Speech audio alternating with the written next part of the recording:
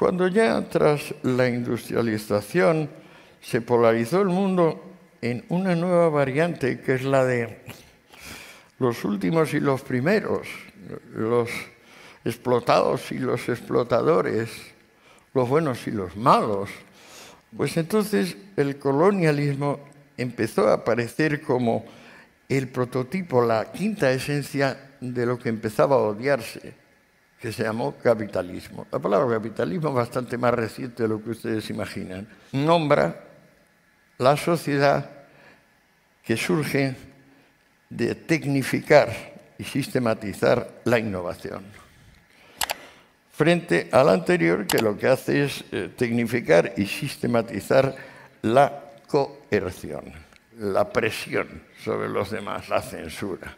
A partir de entonces, colonial es otra forma como de infernal, de corrupto, satánico, miserable, ladrón, asesino.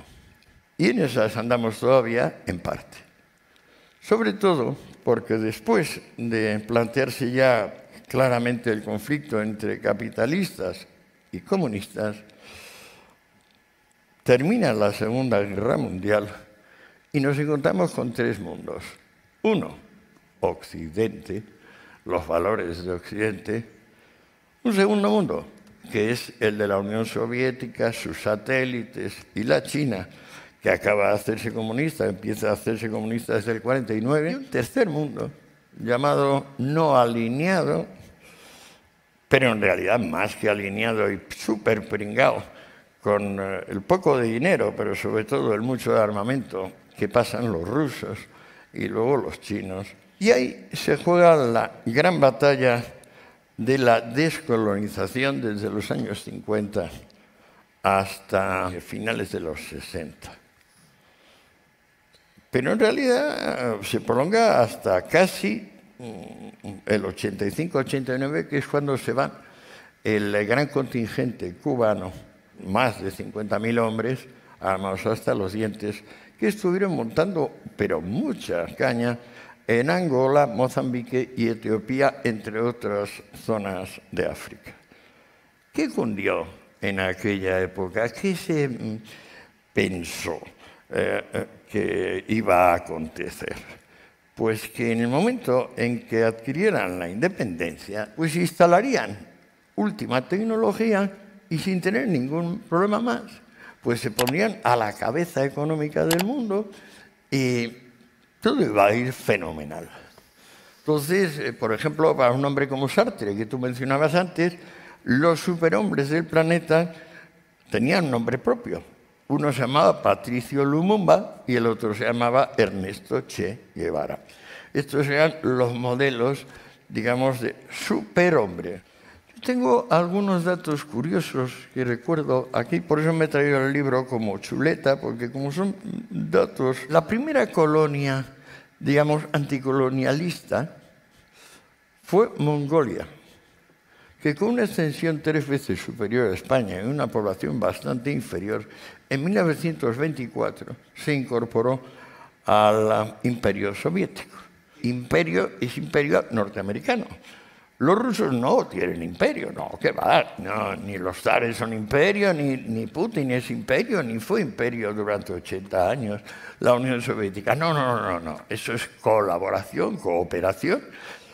Entonces Mongolia se incorporó en el 24 a este esquema y en 10 años perdió 2/3 de la cabaña y 1/3 de la población. Eso en términos genéricos. En Yalta, Stalin prometió que el principio de autodeterminación y el principio de no injerencia lo cumpliría estrictamente la URSS.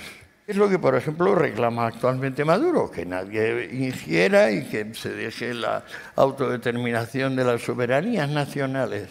No necesito recordarles lo que pasó con toda la Europa soviética, que en vez de poder acceder al Plan Marshall, que enriqueció brutalmente a Europa Occidental, empobreció brutalmente a Europa Oriental con ese engendro llamado Comecon. ¿Qué es lo que finalmente olvidó desde Marx a Maduro, que la diferencia entre acumulación real y acumulación imaginaria. O sea, si se crea o no capital. ¿Cómo se crea capital?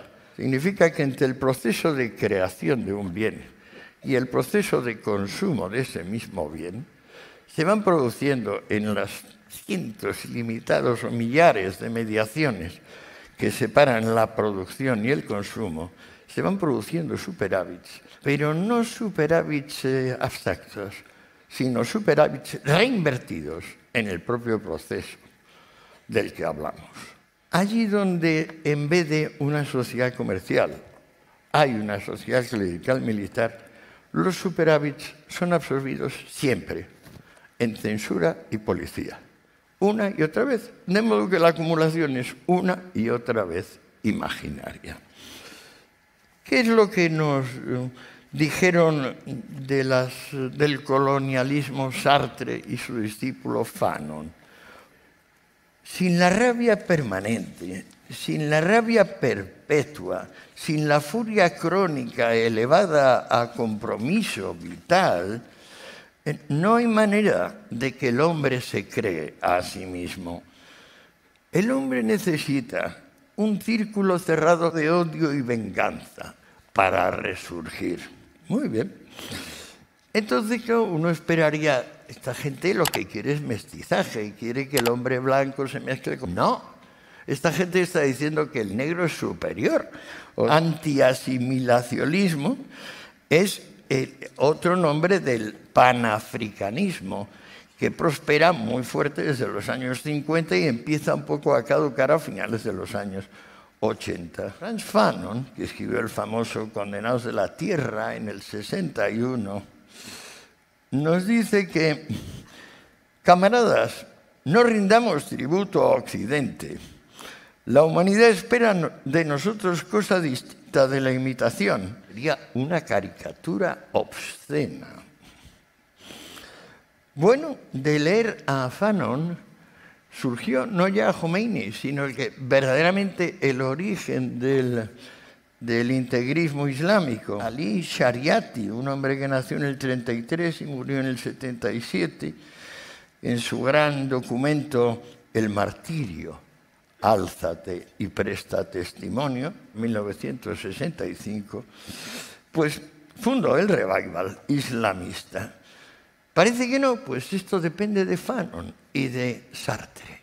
Una de las cosas que creó el anticolonialismo es esa extraña sensación. Por ejemplo, nosotros recordamos a los griegos, a los romanos, a los germanos con admiración. La gente va a ver las ruinas de Ampuria o las de Cádiz y nos alegramos de que estuvieran los romanos, los germanos. Ahora, por ejemplo, en México hay que esconderla donde están los huesos del pobre Cortés, porque si alguien los descubriera, los sacarían y se defecarían sobre ellos. ¡Qué cosa más noble! A mí me parece que cuando se odia a la civilización que te ha enseñado a vivir, que te ha enseñado las innovaciones, que te ha enseñado a ser civilizado, lo que haces es un daño neurológico incalculable.